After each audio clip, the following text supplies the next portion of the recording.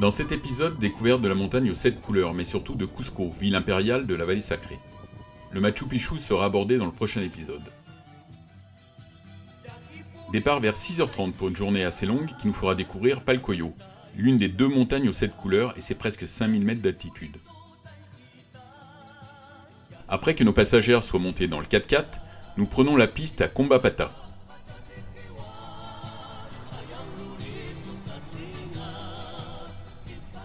C'est une piste sablonneuse sur laquelle les véhicules qui l'empruntent dégagent beaucoup de poussière.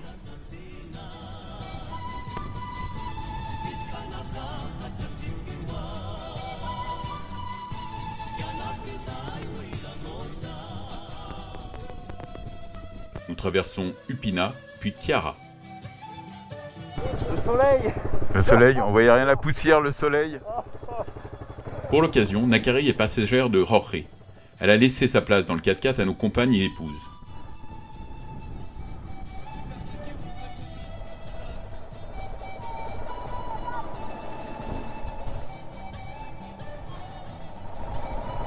Tu les prends en photo?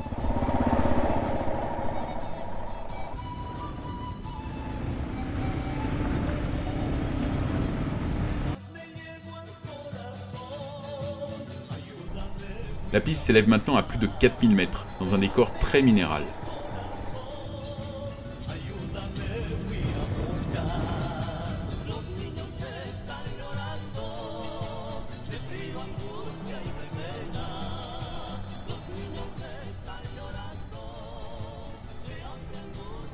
Nous arrivons 1h30 après notre départ au péage du site de Palcoyo, géré par la communauté des Ponpachiri.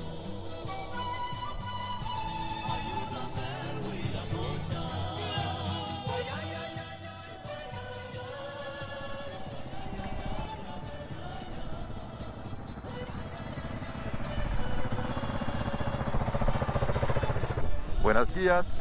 Nous devons nous acquitter de 15 sols, soit 3,5 € par personne. Muchas gracias. Chris s'était renseigné auprès de Roré pour savoir ce qui manquait sur place. Une polaire, des friandises et des affaires scolaires seront Noël avant l'heure. Les images des sites touristiques montrent ces couleurs saturées. En réalité, sans humidité, pour révéler les couleurs, c'est plus fade. C'est loin du Landmannalaugar en Islande, et c'est surtout moins étendu. Photo souvenir à 4785 mètres avant de débuter l'ascension. Si Vinicunca serait, selon le National Geographic, l'un des 100 endroits à visiter avant de mourir, Palcoyo n'a pas la chance de faire partie de cette liste, et nous ne sommes pas pressés de passer à trépas. Mais cette absence de notoriété a un avantage. Si 1000 touristes se pressent sur Vinicunca, quotidiennement, Palcoyo a beaucoup moins d'affluence. Le tourisme a vécu une explosion après 2015 sur ce site, d'où l'intérêt d'arriver, comme nous, le plus tôt possible, car il n'y a pas foule vers 9 h du matin. D'un côté de la montagne, c'est la cordillère des Andes, enneigée, et de l'autre, l'altiplano. La randonnée fait environ 10 km sur un chemin assez large, puis par des escaliers, avant de se terminer par des portions plus accidentées. L'accès à Palcoyo est plus facile que Vinicunca, la randonnée est moins longue et le terrain moins pentu.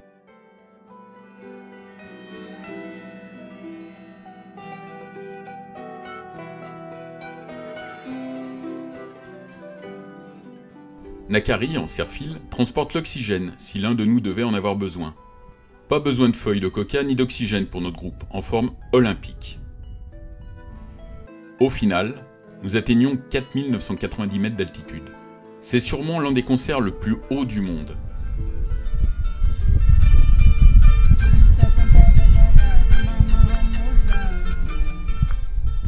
Et la photo de groupe, tout sourire, avec à notre droite, un touriste au bout de sa vie, victime du mal des montagnes. Il est peut-être mort depuis parce qu'il avait fait toute la liste du National Geographic. Départ en solo pour redescendre sur la piste qui fait une 50aine de kilomètres.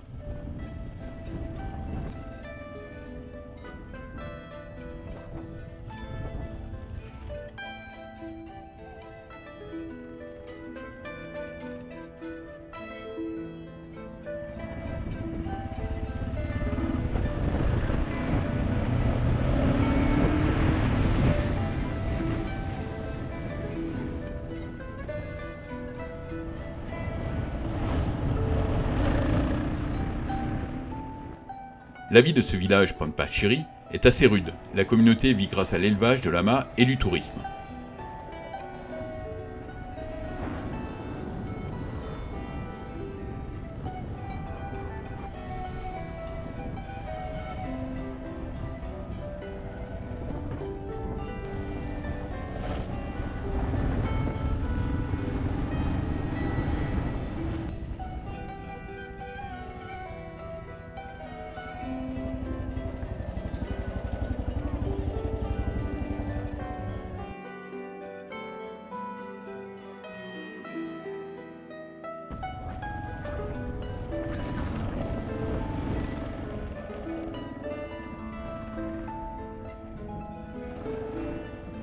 Pas toujours facile de dépasser pour ne pas avoir de poussière, et en face c'est parfois un bus qui n'amuse pas le terrain que l'on doit croiser sur la partie la plus roulante de la piste, heureusement.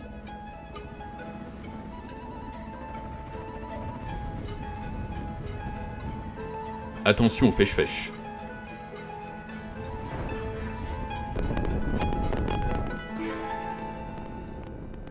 En fin d'après-midi, nous arrivons à Cusco pour 4 nuits. Nous en profiterons pour faire laver nos 4 kilos de linge sale par l'hôtel. Après un petit déjeuner pris sur le rooftop de l'hôtel qui domine la ville, visite de Cusco, organisée par Roré. La ville de 437 000 habitants culmine à 3400 mètres d'altitude. Pour mémoire, les conquistadors Pizarro et de Soto conquièrent, pillent et saccagent Cusco et sa région en novembre 1533. Incrusté dans le mur du Palacio del Inca Roca, à quelques pas de la place des Armas, impossible de passer à côté de cette incroyable pierre, entourée de 11 voisines, reliées entre elles sans ciment ni mortier. L'imbrication est parfaite, 12 angles saillants ou rentrants, aigus ou obtus, dont les joints sont si fins qu'il est impossible d'y glisser une aiguille. L'entrée est à 20 sols, soit 5 € pour visiter le cœur de la civilisation Inca. Après le pillage du temple de Coricancha par les Espagnols au XVIe siècle, comme cela s'est produit avec tous les temples Incas, un ordre religieux a été chargé de construire un temple religieux catholique. On peut voir 4 grands édifices pour vénérer les principaux dieux incas. Viracocha, le dieu suprême, Inti, le dieu soleil, Quilla, la lune, Chasca, les étoiles, Liapa, le tonnerre et la foudre, et Cuichi, l'arc-en-ciel. La fameuse fenêtre parfaite du temple, arc-en-ciel qui traverse 3 murs. Les murs sont si bien jointés naturellement que cela en est surnaturel. Les blocs étaient polis avec de l'eau et du sable, jusqu'à s'encastrer parfaitement les uns aux autres. Si les blocs sont cyclopéens, celui-ci est le plus petit de l'édifice. Une réplique de l'assiette d'or. L'original a été fondu, mais le chroniqueur Juan de Santa Cruz Pachacuti, dans une chronique, la présente sous une forme de planche avec des dessins. Les murs du temple étaient recouverts d'or du sol au plafond. Or, lui aussi fondu en lingots par des conquistadors pour les transporter plus facilement vers l'Espagne. Pour les Incas, l'or n'avait pas de valeur marchande, contrairement au maïs. Il n'était là que pour honorer le dieu soleil. Ce temple a été construit pendant le gouvernement de l'Inca Huaracocha, au XIIIe siècle. L'empereur Pachacutec, le constructeur du Machu Picchu, est celui qui l'a embelli au XVe siècle. L'église de Santo Domingo del Cusco a subi de graves dommages après le tremblement de terre de 1650. La même chose s'est produite avec le tremblement de terre en 1950. Malgré tous les tremblements de terre, le site Inca de Coricancha n'a subi aucun dommage.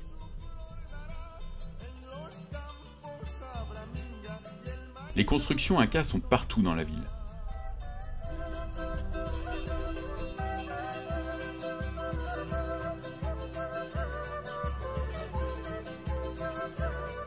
La statue de l'empereur Pachacutec ou Pachacuti.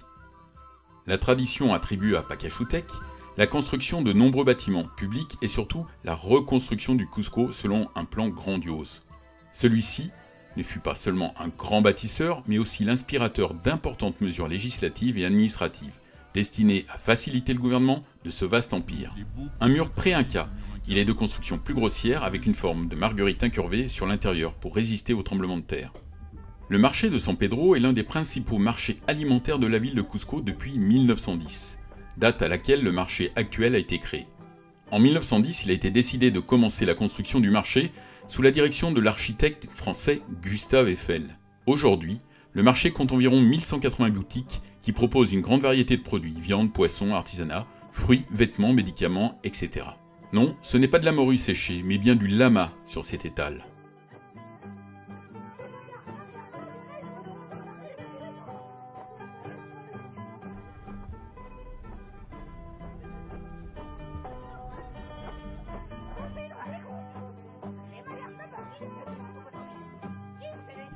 Âme sensible s'abstenir, le quartier des bouchers avec de la viande qui mature tranquillement sur des bancs, à température ambiante. Parfois un peu trop, mais ces morceaux sont adorés des Cusquiniens, un étage complet de restaurants les propose à leur menu. Pour nous, ce sera lomo saltado et coca. Le marché des paysans est dans les rues adjacentes à l'extérieur de San Pedro. Il est tout aussi intéressant, car c'est un vrai marché de produits frais provenant de petites parcelles.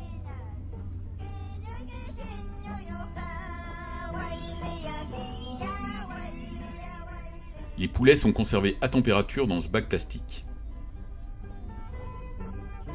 À l'époque des Incas, on l'appelait Huacaipata, mot quechua qui signifie lieu des lamentations, ou lieu de rencontre. C'était un lieu cérémonial important où l'on célébrait chaque année l'Inti Raymi, ou fête du soleil. C'est là aussi où Francisco Pizarro proclama la conquête de Cusco. La place se transforma avec l'arrivée des Espagnols, des arcades de pierre furent édifiées, ainsi que les constructions qui aujourd'hui encore entourent la place. Il y a de nombreux défilés, et le soir nous assistons à une procession où les hommes ont des masques de taureau.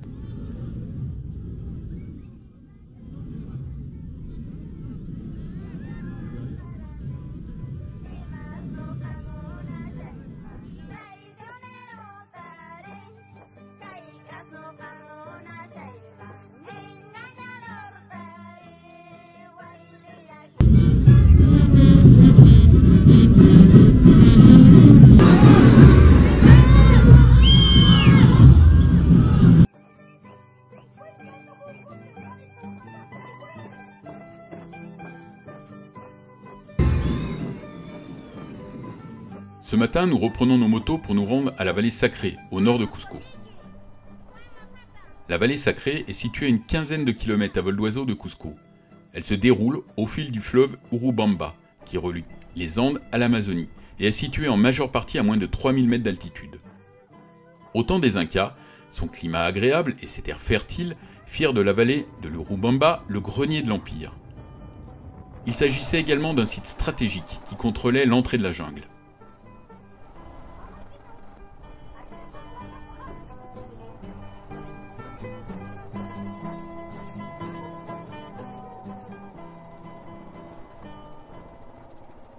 Situé à 35 km de la capitale inca, le village de Pisac, à 3000 mètres d'altitude, possède un important site archéologique, le plus étendu après le Machu Picchu.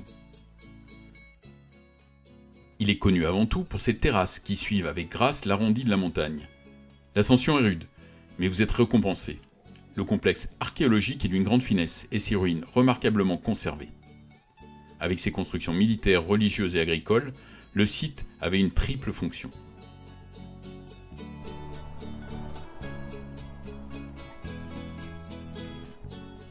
La forteresse de l'Ollantaytambo est située à 75 km au nord-ouest de Cusco. Elle est à 2792 mètres d'altitude. On pense que la construction de la forteresse était orientée vers la ville de Cusco, car des architectes cherchaient à se défendre contre les Incas. Une fois sous la domination des Incas, cette ville a été reconstruite avec de grands bâtiments, et la vallée de la rivière Urubamba a été irriguée et dotée de terrasses. Ollantaytambo est la seule ville d'origine inca à avoir conservé son plan d'origine, le pavage, les rigoles, l'écoulement des eaux usées, le système de cours des maisons, rien n'a changé depuis l'époque inca. Inachevé au moment de la conquête espagnole, le temple et la forteresse de l'Ollantaytambo n'en sont pas moins impressionnants par la hauteur des terrasses et par cette paroi de blocs à quelques 6 mètres de haut. Les blocs provenaient d'une carrière de l'autre côté de la vallée.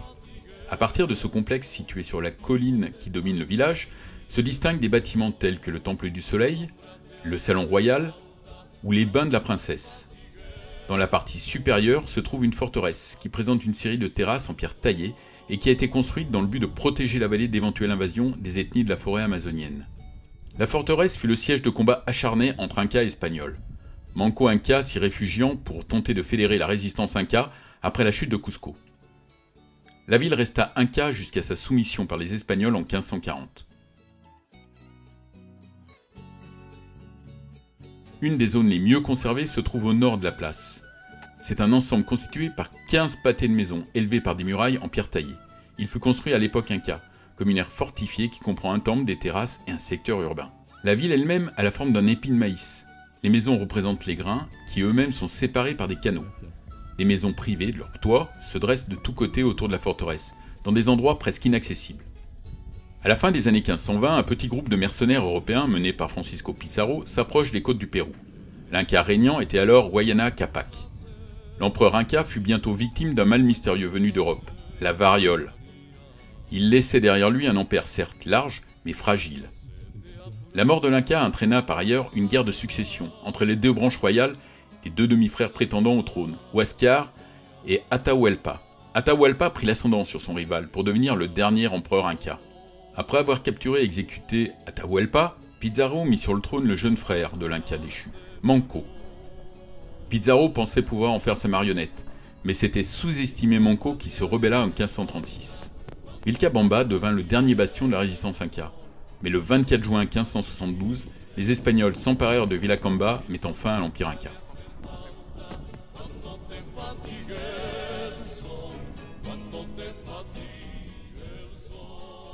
À 50 km de Cusco, le site Inca de Moré est connu pour ses aires d'amphithéâtre enfoncées formées par 4 rondelles circulaires. Ce lieu constituait probablement un centre de recherche agricole Inca, consacré à l'expérimentation de cultures dans les différents niveaux de hauteur de ces parcelles. Chaque niveau de terrasse constitue un microclimat, obtenu grâce à la chaleur emmagasinée dans les murs en pierre. La température varie de 20 degrés entre le premier et le dernier cercle.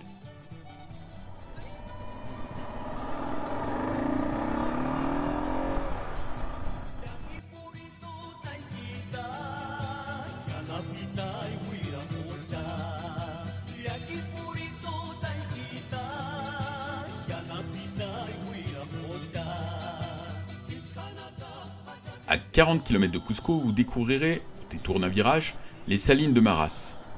Plus de 4000 puits en terrasse, irrigués par une source d'eau chaude naturelle, offrent une palette de teintes blanc au brun. Un spectacle saisissant qui existait déjà avant les Incas.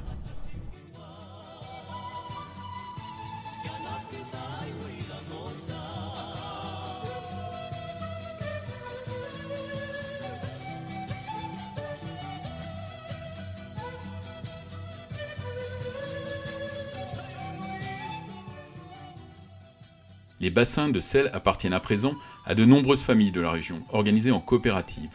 Le sel récolté, entre 160 et 200 tonnes chaque année, est exporté dans tout le pays. C'est l'un des rares sites où l'on peut extraire du sel rose. Je vous conseille d'acheter du sel sur ce site, il est excellent. Il y a également du poivre, et lui aussi vaut la peine.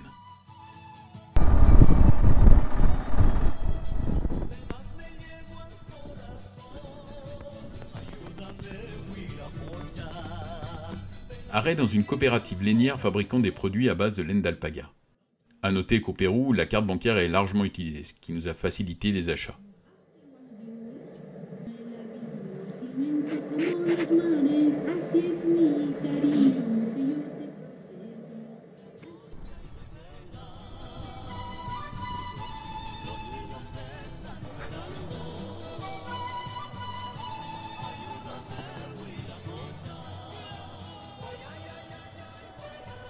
Retour à notre hôtel à Cusco. Demain, il faudra se lever tôt pour nous rendre au Machu Picchu.